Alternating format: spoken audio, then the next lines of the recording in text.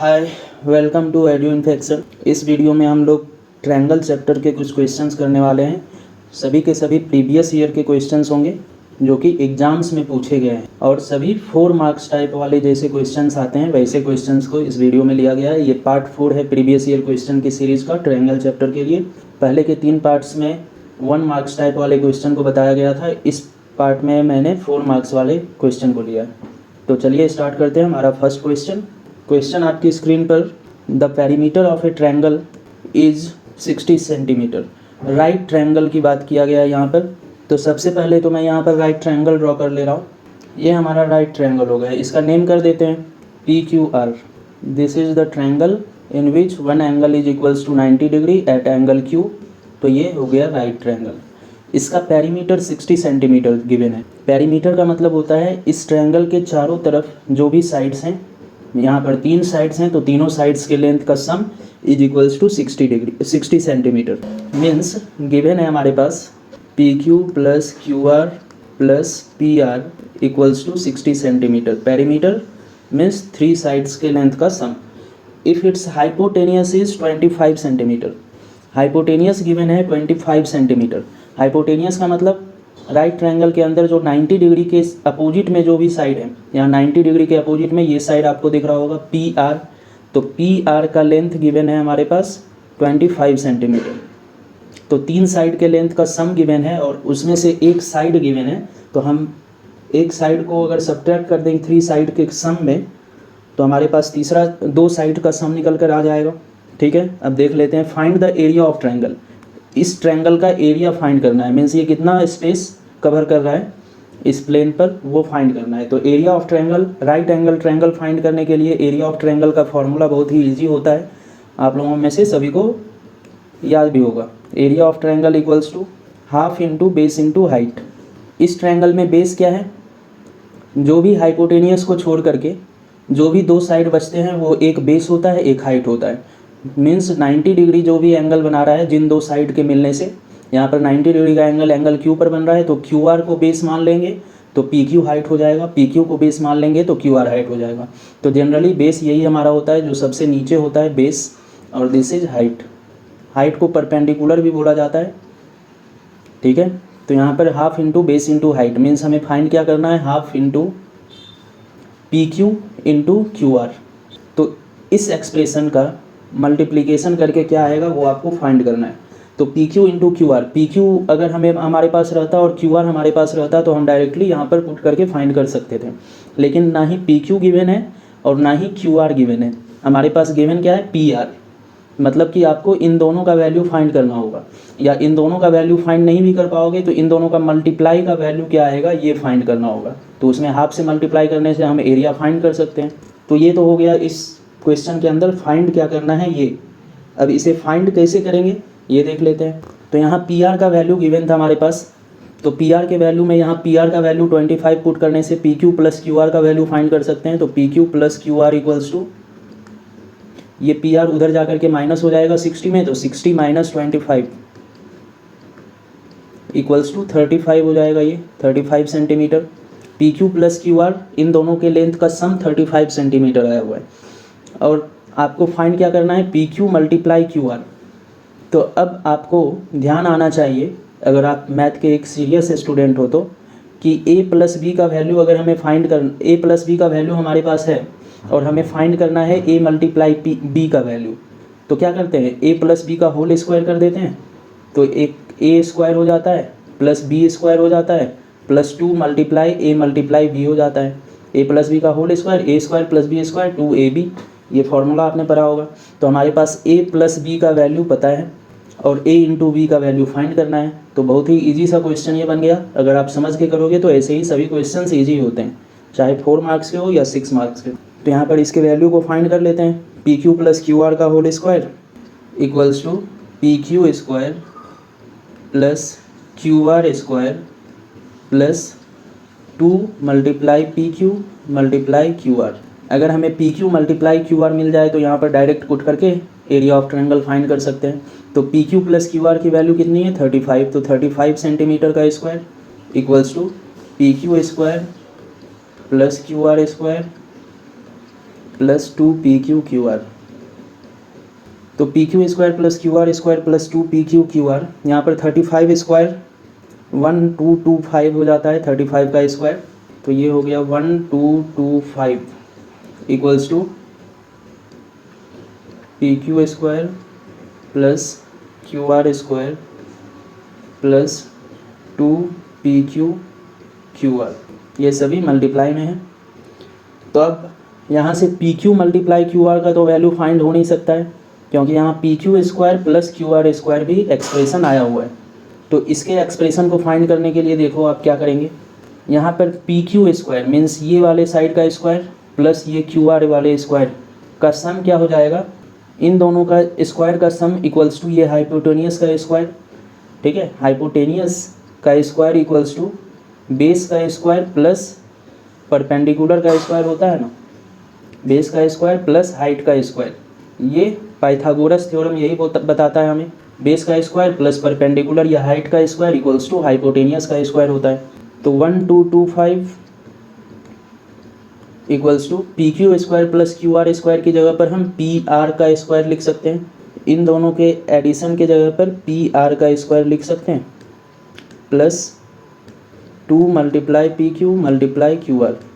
तो यहाँ पर PR की वैल्यू तो हमें पता ही है 25 सेंटीमीटर, तो 25 सेंटीमीटर का स्क्वायर 1225 इक्वल्स टू PR का स्क्वायर 25 का स्क्वायर, और 25 का स्क्वायर आपको पता है 625 होता है, equals two plus 2 multiply PQ multiply QR। यहाँ पर इधर सॉल्व कर लेते हैं। अब ये 25 का स्क्वायर 625, तो 1225 माइनस 625 हो जाएगा, 25 के स्क्वायर को इधर लेके आएंगे तो equals to 2 into PQ into QR। 1225 minus 625 is 600, 25 cancel, 1200 minus 600 means 600, तो 600 equals to 2 into PQ into QR। 600 equals to 2 into PQ into QR। तो PQ into QR equals to यहाँ से क्या हो जाएगा, 2 उधर जा कर के 600 के साथ मल्टीप्लाई हो जाएगा, तो 600 डिवाइडेड बाई 2 मीन्स 300, तो 300 equals to PQ into QR। तो हमें तो PQ इंटू QR की वैल्यू फाइंड करनी थी, तो यहाँ हमारा काम हो चुका है। अब डायरेक्ट एरिया ऑफ ट्रायंगल वाले में PQ इंटू QR की जगह पर 300 पुट कर लेंगे, तो हमारा जो फाइंड करना है ये आ जाएगा, area of triangle. Area of triangle PQR equals to half into PQ into QR equals to half into PQ into QR की वैल्यू 300, तो हाफ इंटू 300 मीन्स 150, 300 का हाफ 150, और एरिया हम यहाँ फाइंड कर रहे हैं, सभी कुछ सेंटीमीटर में गिवन था, सेंटीमीटर में, तो यहाँ पर एरिया ऑफ ट्रायंगल में सेंटीमीटर स्क्वायर हो जाएगा, यही हमारा आंसर हो जाएगा। आई होप ये क्वेश्चन आप लोगों के लिए क्लियर होगा। बहुत ही इजी सा क्वेश्चन था, सभी बेसिक्स पर ही ये क्वेश्चन सॉल्व हो गया। अब हम लोग नेक्स्ट क्वेश्चन पर चलते हैं, क्वेश्चन नंबर 2, वो भी 4 मार्क्स टाइप का ही क्वेश्चन है। क्वेश्चन आपकी स्क्रीन पर दिख रहा होगा, in the given figure AD equals to 3AE, इस फिगर में सभी कुछ गिवन है, then find the pair of parallel lines and hence their length. Means यहाँ पर इस ट्रायंगल ABC में AB का लेंथ आप फाइंड कर सकते हो, AC का, BC का, क्योंकि सभी मेजरमेंट गिवन है। BC का लेंथ 2.5 प्लस 2 4.5 हो जाएगा, AB का लेंथ 3 प्लस 4 7, 5 प्लस 4 9, तो इस तरीके से तो लेंथ फाइंड कर सकते हो। लेकिन यहाँ पर लेंथ फाइंड इस चीज़ का नहीं करना है, आपको फाइंड करना है पेयर ऑफ पैरेलल लाइंस कौन कौन से हैं। तो ट्रायंगल ABC का कोई भी तो लाइंस पैरेलल नहीं होगा एक दूसरे के, क्योंकि सभी एक दूसरे पर कट रहे हैं। तो क्या पैरेलल हो सकता है, जैसे ये EF वाला लाइन देखो AB के पैरेलल हो सकता है, DE वाला लाइन BC के पैरेलल हो सकता है, DF वाला लाइन AC के पैरेलल हो सकता है। तो कौन सा लाइन किसके पैरेलल है ये फाइंड करना है पहला तो, और उसके बाद उसका लेंथ भी फाइंड करना है। जैसे EF वाला लाइन अगर AB के पैरेलल है तो EF वाले लाइन का लेंथ क्या होगा ये फाइंड करना है। अगर DE पैरेलल टू BC है तो DE का लेंथ फाइंड करना है, ठीक है, तो ये आपको फाइंड करना है। तो चलिए कैसे फाइंड करेंगे देख लेते हैं। तो एक चीज़ आपको पता होना चाहिए, अगर लेंथ फाइंड करना है या पैरेलल पहले फाइंड करना है तो एक चीज़ पता होना चाहिए, बेसिक प्रोपोर्शनलिटी थ्योरम। यहाँ पर मैं साइड में हल्का सा रफ आइडिया दे रहा हूँ। अगर कोई भी ट्रायंगल होता है, ट्रायंगल में एक साइड के पैरेलली कोई साइड होता है, ठीक है, यहाँ पैरेलल मैं नहीं बोल रहा हूँ। एक लाइन दो साइड को कट कर रहा होता है ट्रायंगल के, यहाँ पर 2 और यहाँ 3 है और यहाँ 4 और यहाँ 5 है, सेंटीमीटर में सभी लेंथ है। तो यहाँ 2 सेंटीमीटर और ये 3 सेंटीमीटर और इधर 4 सेंटीमीटर 5 सेंटीमीटर है। तो 2/3 और 4/5 करके देखते हैं, ये दोनों रेशियो अगर इक्वल आ रहा है, अगर ये दोनों रेशियो इक्वल आएगा तो ये वाला जो लाइन है ये वाले लाइन के पैरेलल होगा। ठीक है, तो यहाँ पर इक्वल नहीं आ रहा है, मतलब ये दोनों लाइन पैरेलल नहीं होगा एक दूसरे के। तो पैरेलल होने के लिए रेशियो इक्वल होना चाहिए। जैसे 4/5 यहाँ है, तो यहाँ पर अगर हम 8 सेंटीमीटर ये लेंथ और ये 10 सेंटीमीटर लेंथ लेते हैं, तो ये 8/10 और 4/5 ये दोनों रेशियो दोनों कटिंग के बाद आया है दोनों साइड में। तो 8/10 भी कैंसिल करने से क्या, 4 2 जा 8 और 5 2 जा 10, तो 4/5 ये भी आ गया और ये भी 4/5 आ गया और ये भी 4/5 गिवन ही था। तो ये दोनों रेशियो तो इक्वल हो गया। मतलब हम कह सकते हैं कि ये जो लाइन है जो मैंने बीच से ड्रॉ किया है दो साइड को कट करते हुए, ये तीसरे साइड के पैरेलल होगा। ठीक है, तो रेशियो इक्वल होना चाहिए। ये होता है converse of basic proportionality theorem या कन्वर्स ऑफ थेल्स थ्योरम। तो इसी का यूज इसमें है क्योंकि सभी साइड का लेंथ गिवन है, हमको पैरेलल है या नहीं, या पैरेलल है तो कौन सा है ये पूछा गया। तो इसीलिए हम converse of basic proportionality theorem का यूज करेंगे। तो यूज करते हैं, देखते हैं यहाँ पर क्या हो रहा है। 5/4 अगर AC साइड को देखते हैं तो, और इधर AB साइड को देखते हैं तो 3/4। तो 5/4 और 3/4 तो इक्वल है नहीं रेशियो, इसीलिए ये इक्वल नहीं है। तो DE पैरेलल टू BC नहीं होगा। ठीक है, ये दोनों लाइन पैरेलल नहीं होगा, ये कंफर्म हो गया। अब दूसरा चेक कर लेते हैं। ये लाइन EF वाला जो है, अगर ये दो साइड को कट कर रहा है तो 4/5 एक रेशियो बना इधर से देखने पर, और इधर से देखने पर 2/2.5 बना, 2/2.5। तो ये दोनों रेशियो इक्वल है क्या?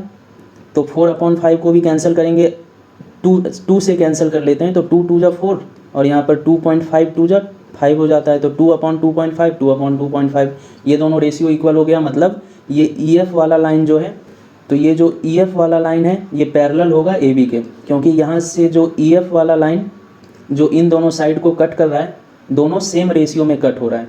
इधर 2 और इधर 2.5 और इधर 4 इधर 5, मतलब 4 का भी हाफ करते हैं तो 2 ही होता है और 5 का हाफ 2.5, तो रेशियो तो सेम ही हो गया इधर दोनों तरफ में। इसीलिए EF वाला लाइन पैरेलल टू AB हो जाएगा। अब तीसरा चेक कर लेते हैं कि तीसरा कहीं तो पैरेलल नहीं है, क्योंकि 3 लाइन यहाँ अंदर में ड्रॉ किया हुआ है ट्रायंगल ABC के अंदर। तो ये DF वाला लाइन देख लेते हैं पैरेलल टू AC है क्या। तो 2.5/2 इधर बना और इधर D पॉइंट इसको AB को कट कर रहा है तो 4/3 बन रहा है। तो 2.5/2 और 4/3, तो 2.5/2 ये तो ज़्यादा से ज़्यादा क्या हो सकता है, 1.25 हो सकता है। और इधर 4/3 करने से ये 1.33 हो जाएगा और इधर 1.25 हो जाएगा। ठीक है, तो ये दोनों रेशियो भी यहाँ पर इक्वल नहीं आया, ये दोनों रेशियो भी यहाँ पर इक्वल नहीं आया। मतलब DF पैरेलल टू AC नहीं हो सकता है, ये भी इक्वल नहीं होगा, पैरेलल नहीं होगा। तो चलिए हमारे पास एक पेयर ऑफ पैरेलल लाइंस निकल कर मिल चुका है।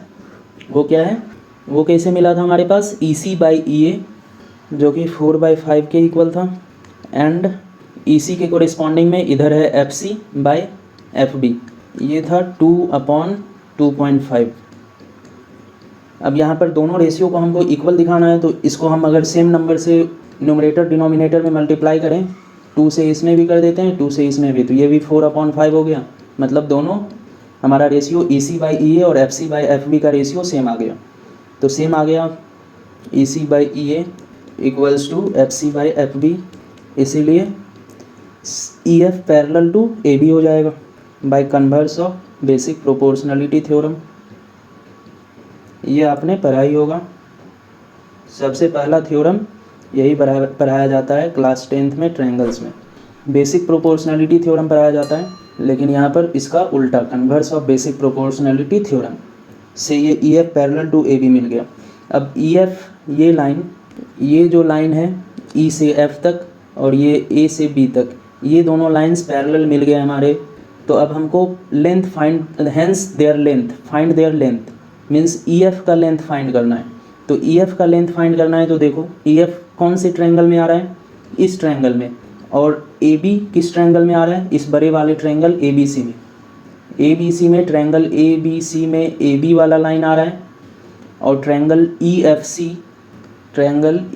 सी में ई एफ वाला लाइन आ रहा है, ठीक है। तो इन दोनों ट्रायंगल्स को अगर हम सिमिलर कर दें, ठीक है, तो हम ई एफ का लेंथ फाइंड कर सकते हैं, क्योंकि बाकी बचे हुए सभी साइड्स का लेंथ गिवन है। ई एफ सी में देखो सी ई, सी एफ और ई एफ, ये तीनों साइड्स हैं। सी का लेंथ 4 सेंटीमीटर, सी एफ का लेंथ 2 सेंटीमीटर, ई एफ का लेंथ ही तो फाइंड करना है।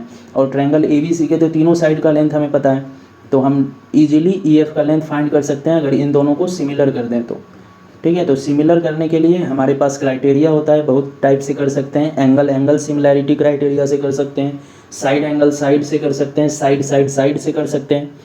तो किससे होगा ये देखना पड़ेगा। तो किससे होगा, इन triangle A B C and triangle E F C, इन दोनों ट्रायंगल में क्या क्या इक्वल है।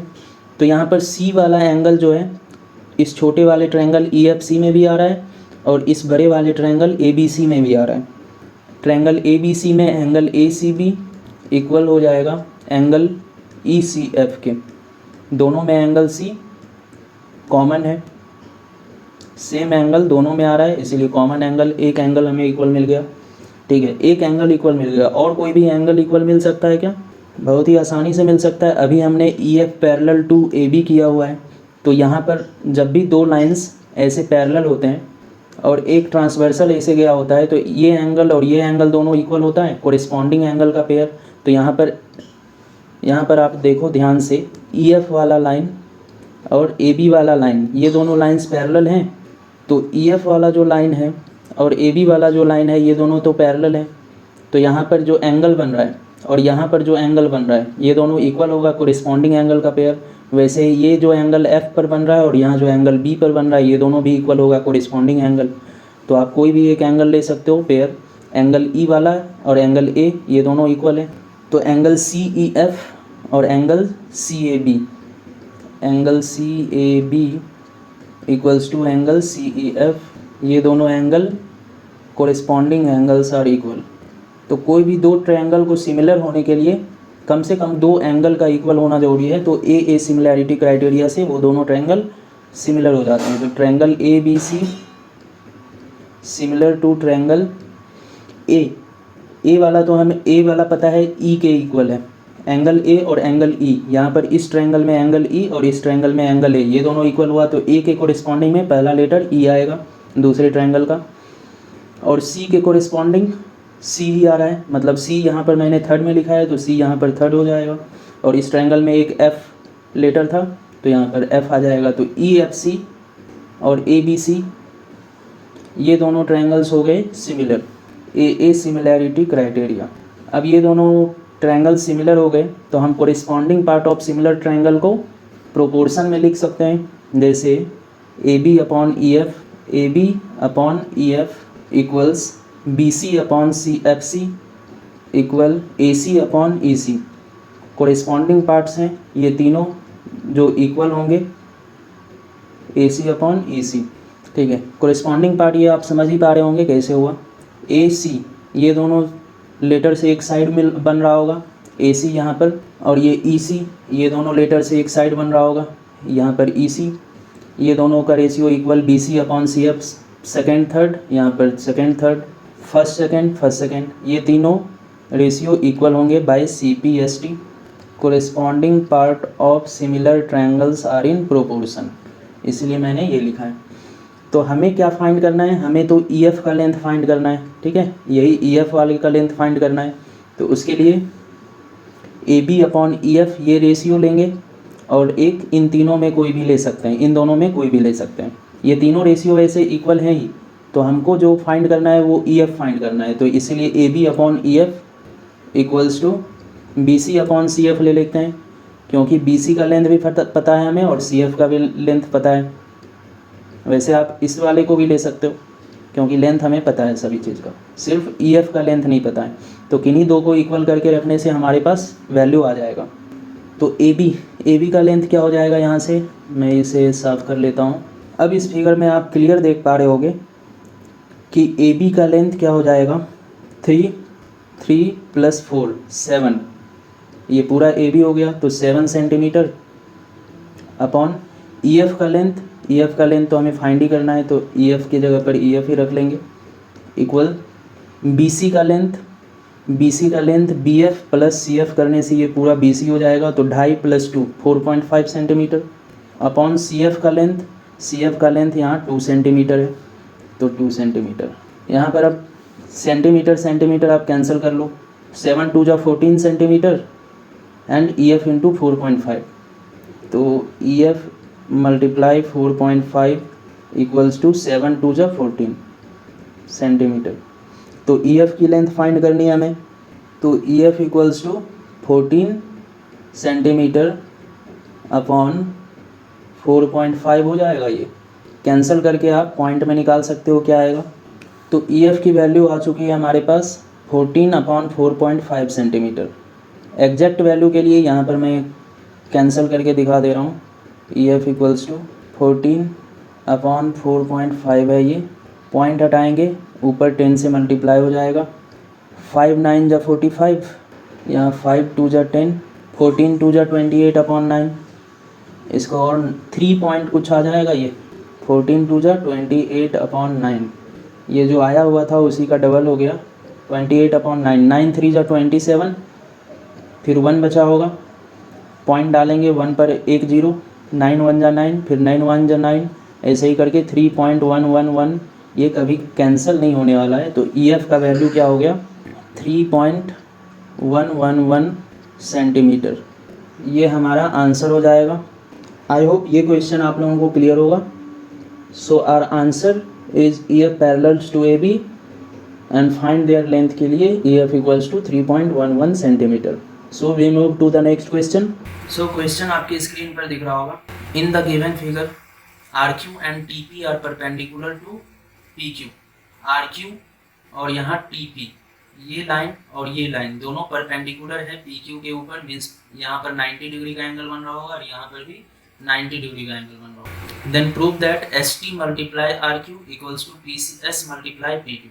जब भी ट्रायंगल के अंदर ऐसा क्वेश्चन हो और इसमें प्रूव कुछ मल्टीप्लाई के फॉर्म में करना हो तो आप सबसे पहला काम यही करना कि यहाँ मल्टीप्लाई के फॉर्म में है तो इस रेशियो के फॉर्म में ले आओ। तो देखो एस टी को इधर ही रखेंगे अगर, तो इधर से पी एस इस साइड आएगा, किस साइड में अगर पी एस को लाएंगे तो ये डिवाइड हो जाएगा, इक्वल्स टू आर क्यू को उधर ले जाएंगे तो पी क्यू उधर बचा रहेगा और आर क्यू डिवाइड में हो जाएगा। तो या तो हमें इसका मतलब जो है हमको ये प्रूव करना है, या फिर दूसरा चीज़ भी हो सकता है कि S T upon P S को नहीं ले जा करके पी क्यू को ले जाए, तो ये S T upon P Q हो जाएगा इक्वल्स टू पी एस इधर बचा रहा अपॉन आर क्यू हो जाएगा। तो ये दोनों में कुछ भी हमको प्रूव करना हो सकता है। अगर इन दोनों में कुछ भी हम प्रूव कर दें, या तो ये 1 नंबर वाला या 2 नंबर वाला, इन दोनों में कुछ भी प्रूव कर दें तो हमारा यही काम हो जाएगा। ठीक है, तो आप देखो इन दोनों में प्रूव करना कौन सा आसान रहेगा। ठीक है, आसान क्या, दोनों में आप एक ही प्रूव कर सकते हो कोई भी, तो कौन सा आप प्रूव करना आसान है, मीन्स किसे हम टारगेट लेकर के चलें, क्योंकि डायरेक्ट ही मल्टीप्लाई वाला करने जाओगे तो आपको भी नहीं हो पाएगा। इसलिए इन दोनों में रेशियो के फॉर्म में आप टारगेट करके चलो तो आप कर सकते हो।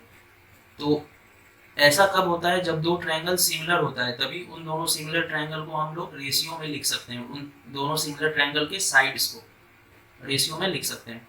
तो इसीलिए मैंने इस तरीके से लिखा है। तो एस टी किस ट्रायंगल का साइड है, देखो आप एस टी यहाँ पर इस ट्रायंगल का साइड है, इस ट्रायंगल का एस टी वाला एक साइड दिख रहा है हमें। दूसरा पी क्यू अगर यहाँ पर चलते हैं तो पी एस, एस टी तो इस ट्रायंगल का साइड मिल गया, पी एस भी इसी ट्रायंगल का साइड मिल गया।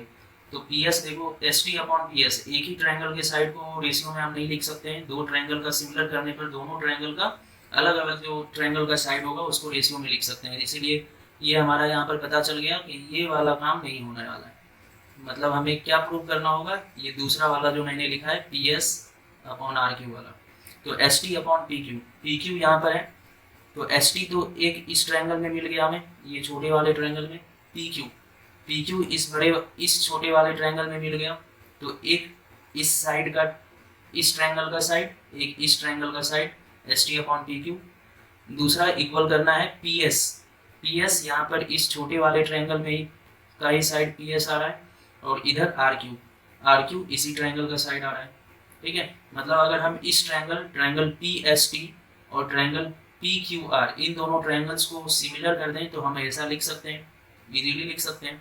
ठीक है, तो हमारा जो ये प्रूव करना था उससे मैंने ये सपोज कर लिया कि ऐसा करने से हमारा वो हो सकता है प्रूव, और ये ऐसा करने पर हमें पता चला कि इन दोनों ट्रायंगल्स को सिमिलर करने से हमारा ये काम हो सकता है। Corresponding part of similar triangle are in proportion. ठीक है, तो इन दोनों ट्रायंगल्स को सिमिलर करने पर हम ध्यान देंगे कि कैसे किया जा सकता है। तो दो ट्रायंगल्स को सिमिलर करने के लिए 3 क्राइटेरिया आपके पास होते हैं। एंगल से आप कर सकते हो, साइड एंगल साइड से कर सकते हो, साइड से कर सकते हो। तो यहाँ पर एंगल से करना मुझे लग रहा है इजी पड़ेगा, क्योंकि दोनों में एक एंगल यहाँ पर भी 90 और यहाँ पर भी ये 90 एंगल गिवन है, क्वेश्चन के अंदर ही गिवन है। ये 90 डिग्री आपका यहाँ पर लिखा है, R Q and T P are perpendicular to P Q, और यहाँ पर तो इस फिगर में ही बना करके ही दिया हुआ है।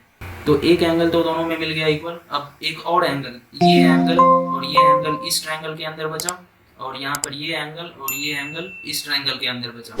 तो कोई भी दो एंगल्स में से एक एंगल को इक्वल कर लेना है तो हमारा सिमिलर करने का क्राइटेरिया मिल जाएगा। दो एंगल्स इक्वल मतलब दोनों ट्रायंगल सिमिलर।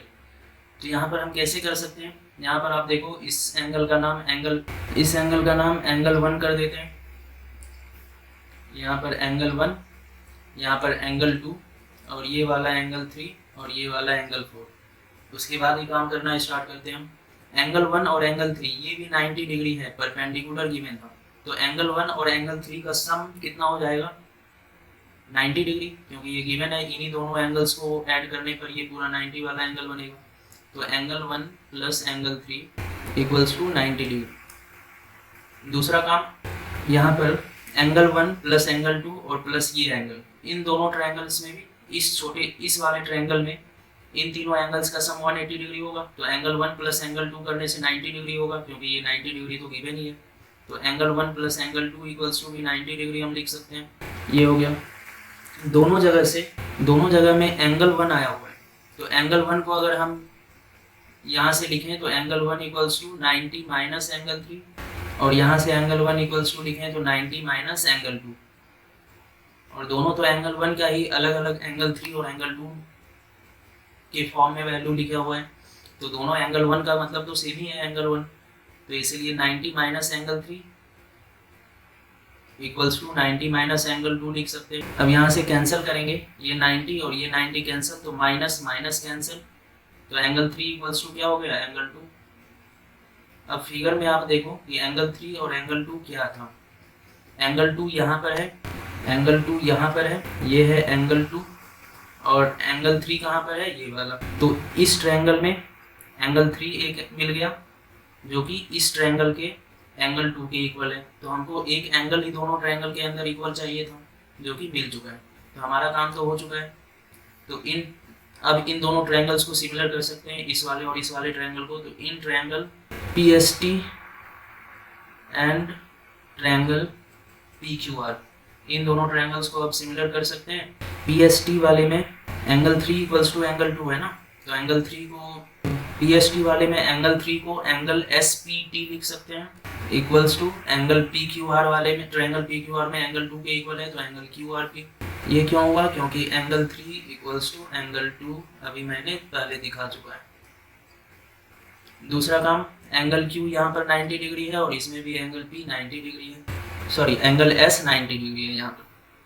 तो angle TSP equals to angle PQR, दोनों 90 एंगल Q पर भी 90 है और एंगल S पर भी 90 है, तो इक्वल्स टू 90 डिग्री। ये तो गिवन ही है।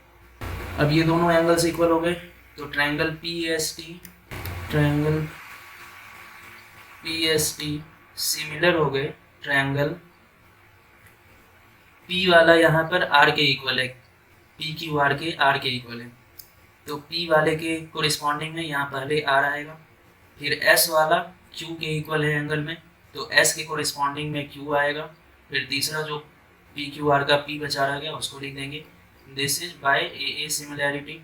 अब AA सिमिलैरिटी से सिमिलर हो गए दोनों ट्रायंगल, तो हम corresponding part of similar triangle means PS upon RQ, corresponding side दोनों ट्रायंगल की, equals to ST upon QP equals to first third PT upon first third PR। अब देखो हमें क्या प्रूव करना था, ST इंटू RQ वाला। तो ST इसमें आया हुआ है यहाँ पर, RQ यहाँ पर आया हुआ है, PS यहाँ पर आया हुआ है, PQ यहाँ QP आया हुआ है। तो इन दोनों को, ये तीनों तो दोनों ट्रायंगल सिमिलर हो गए, तो ये तीनों रेशियो को हम इक्वल लिख सकते हैं। Corresponding part of similar triangle यहाँ लिख देना है CPST। ये तो हो गया। अब हमें जो लाना है उसके लिए इन दोनों रेशियो का यूज होगा। तो इन दोनों रेशियो को इक्वल करके लिख सकते हैं। वैसे तो तीनों ये इक्वल है, लेकिन हमें जो प्रूव करना है उसके लिए हम इन दोनों को सिर्फ अलग से लिखेंगे। PS upon equals ST upon QP।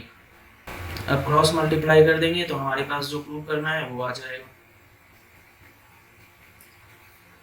Is it clear to you all? PS multiply QP equals to PS QP से मल्टीप्लाई होगा इक्वल्स टू RQ ST से मल्टीप्लाई होगा, तो ST मल्टीप्लाई RQ। अब इसको आप जो प्रूव करना है उसी के लैंग्वेज में लिख सकते हो। PS मल्टीप्लाई QP आया हुआ है, तो PS मल्टीप्लाई इसको PQ कर देते हैं, और मल्टीप्लाई को डॉट से भी रिप्रेजेंट करते हैं मैथ में, equals to ST multiply QR कर देते हैं RQ को। तो ये जो हमारे पास क्वेश्चन में था प्रूव करने का, वही सेम टू सेम एक्सप्रेशन हमारा आ चुका है प्रूव करके। तो this is proved. I hope ये क्वेश्चन आप लोगों को क्लियर होगा। अगर ये क्वेश्चन, तीनों क्वेश्चन आप समझ चुके हैं तो आप दूसरे वीडियोज को वॉच कर सकते हैं इसी चैनल पर प्लेलिस्ट्स में जा कर के, या फिर डिस्क्रिप्शन बॉक्स में कुछ वीडियोज के लिंक गिवन है, उससे आप डायरेक्टली उस वीडियोज को वॉच कर सकते हैं। Okay, thank you.